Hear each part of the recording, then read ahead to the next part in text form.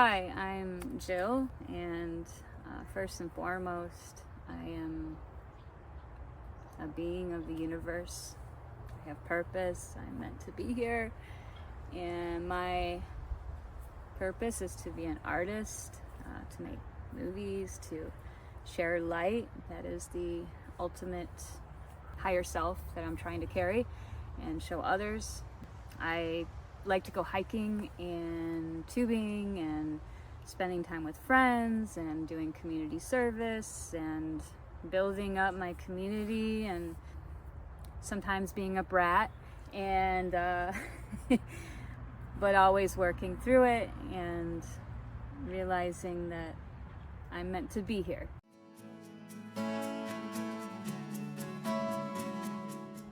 Addiction became a part of my life when I committed to the identity of being not worth it. Addiction is a commitment to the darkness. It is a commitment to a substance, thing, person, the problems of the world as being your life purpose. I was experimenting with partying a little bit. I just graduated from Portland State University. I became a teacher. The job wasn't the right fit, and honestly, a lot of my trauma from some previous experiences kind of led the way I taught and attempted to work with behavioral students. And so after that, I was like, okay, let me get out of my introverted shell, and that's when I started partying a little bit. I was like, oh, this is fun. So I was trying to balance the identity of being a teacher and, being in the entertainment world, and couldn't figure out which was which, really, what I was. And then a significant event happened in 2012 on Thanksgiving, and it came a temporary partying to a everyday thing. It became my new joy because I wasn't finding compassion from the world around me. And I committed to that, and I had several relapses, several attempts of trying to find my place in the world, and failed most times. The only places I found some sort of roof over my head were places around unstable people that were also struggling with addiction and other things. And even though I graduated from college, I was surrounded by people who didn't have the same goals in life, but it was a roof over my head. So I tried to fit in, but I also was on this, I was also on the streets when I was 11 years old, 16, and there's multiple instances of being exited from society. So why not become one with the trash, and that's what it was.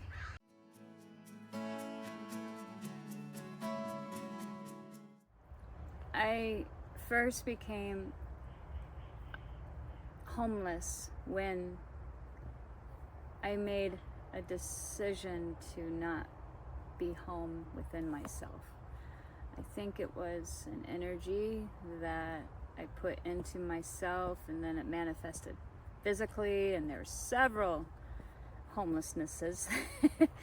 But Act 1 was when I was a teenager, preteen. I was 11 years old, and I ran away, and chaos going on in the home, and I remember not having shoes and sleeping out in the cold winter and just sleeping all night on a bench. Act 2, I was sent to a controversial boarding school, and my parents were making what they thought was a decision to save my life. They had no idea what was happening at this boarding school in Montana, but I ended up in Spokane, Washington, I fell in love with the Northwest, but I was scared. There was some shady characters that were just, as a young 18-year-old, you don't know what's going to happen with no protection. So came back home and stayed with an ex-boyfriend, and then was not homeless for a very long time. I became a teacher. I graduated Portland State University. I had a 4.0 GPA, was going to a private school, and eventually going to an Ivy League school, which I didn't graduate, but it was just all a very big honor. After that, the homeless situation, that was a domino effect for probably 2015, the last 10 years, really, 9 years. I mean, there was a couple years there where I was moving every 3 months because I had a stalker and he was mentally unstable, and I was scared for my life. And so that continued for every 3 months for a couple years. And so that, as you can imagine, that was very stressful, going to Oregon, to Michigan, to Ohio, to anywhere I could go to find shelter, even if that included sacrificing my self-worth. And it's a sad part of reality, being a female, but you got to do what you got to do to survive. And I'm still working on my forgiveness of myself with that and them, but I pray that they have learned how to be better human beings towards women in particular.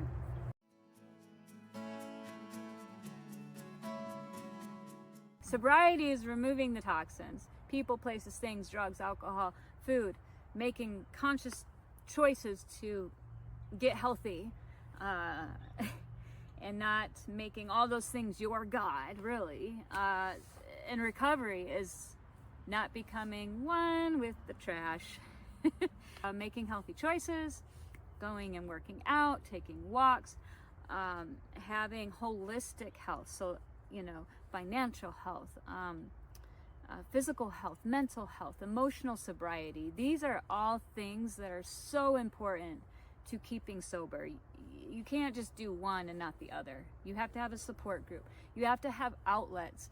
You have to work every day at checking off your list, and also, giving yourself time to nap and don't go hangry, hungry, angry, lonely, tired. Listen to your body, recognize your needs and start over the next day.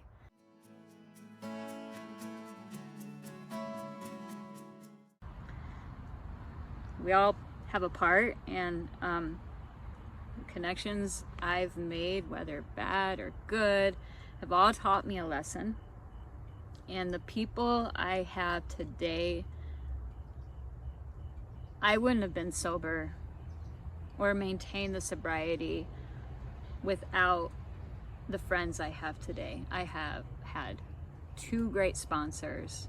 One now that's a trauma-informed sponsor, and best friends from out of this world. And actually, friends that are reaching out to me from my past in Portland that are giving me complete grace and forgiveness. Like, I am blown away. The community that I have in Utah and people that are reaching out to me today, it really does help. And I think that's the beauty of sober groups and church and people in the park, or going to the library and having these functions that are free, like dance or yoga or praying or music, or these are so important to make up the fabric of life, that make fun without drinking or drugging. Like you need it. We need friendly faces. We need to have authentic respect and value for one another. I cannot believe the selflessness that I've experienced here, and it really inspires me, and I hope that I too can be selfless in that nature to others. So yeah, it's important, and I wouldn't be sober without it.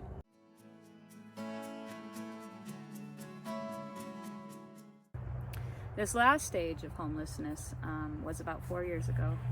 I was granted the blessing of having being enrolled in this program at the Lantern House here in Ogden, Utah. And they offered what was called a rapid rehousing program. And the conditions were that you get a job. And after you get a job, as long as you're a resident of this program, they would pay your rent. And so I did that. I got into an apartment downtown Ogden, and they helped pay my rent. Then I got COVID and got more assistance, and then I got my housing, and I've been on housing since then, and relocated to a gated apartment, and now another apartment, which is beautiful. I get to go fishing, I get to go take walks. I mean, I got the mountain in the background. I couldn't be more blessed, really. And it allows me the peace and quiet, being away from downtown, to focus on my healing.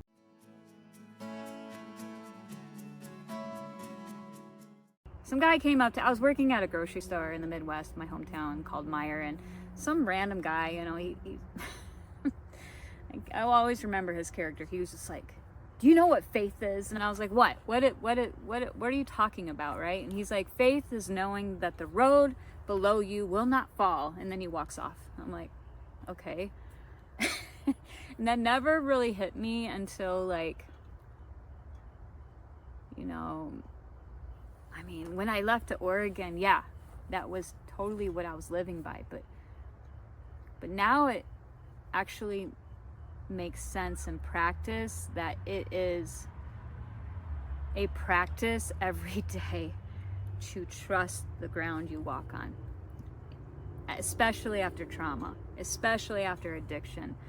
I would like to carry that further, knowing the ground you walk on is not going to crumble, but when it does, knowing that you don't have to accept the defeat, that you're still going to be okay because I'm strong enough. I am not a victim of circumstance, as Billy Joel says. I told you I was not a victim of circumstance. It's really living by that, because you can be a victim or victorious. And I think being victorious is a much better definition than a victim.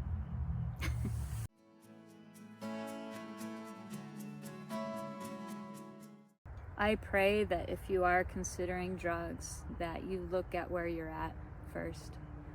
And either way, it will consume you, but don't take it away from who you are. And I can't stop you, but I promise you that it will take your soul. And there are many ways to get the happiness without it. I now know that I can find joy in a frickin' leaf. Like, sitting across the table from my mother is more magical than doing a drug that will take your soul away. You are beautiful, you are loved, and you are light. That is first and foremost. That is who you are. That's who you came to be. So when I lost that job in Portland, like, that took my life for 10 years, and now I'm given a chance to renew that and have a new sense of purpose. And having money is cool. I could go buy a taco at Taco Bell, like, that's really awesome. And feed myself. I have a cat, like, she rocks, like, she's always by my side. I'm just so blessed. Yeah, man, like, go dance and have fun and help people and be present with women who are struggling. Like, how awesome to be able to help them, that I'm in a better place, that I can genuinely give them light. So it is just, I'm given life. Like, what? I'm not wasting life anymore. Like, no more. Modest Mouse has this song, and the lyrics are, "You wasted life. Why wouldn't you waste death?" So I'm gonna re-narrate that, change the narrative, do not waste life, and so my death will not be wasted either.